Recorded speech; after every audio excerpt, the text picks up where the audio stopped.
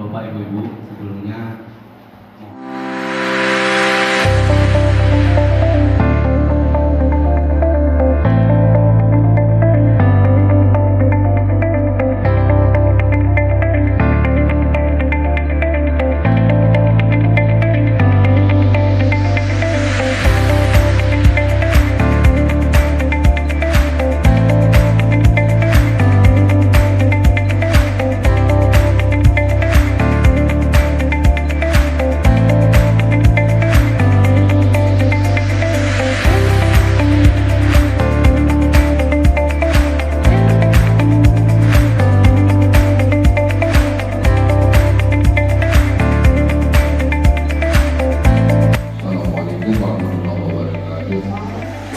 alhamdulillah hari ini kita sudah melakukan penyerahan dengan berbagai pihak dari dalam dinas sosial dan bantuan kepolisian diserahkan kepada keluarga.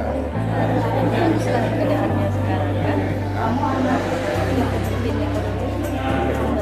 Takut. Kalau saya tahu sih lagi ini aja karena bapaknya lagi sakit. Itu akan merawat dia. Insya Allah karena ada dia sama saya sudah Tinggal di mana? ikut suami Ya, di mana? Simpang Dulu, Kecamatan Gilo. Kecamatan Dulu, di sosial. Di Simpang Gilo. Oh.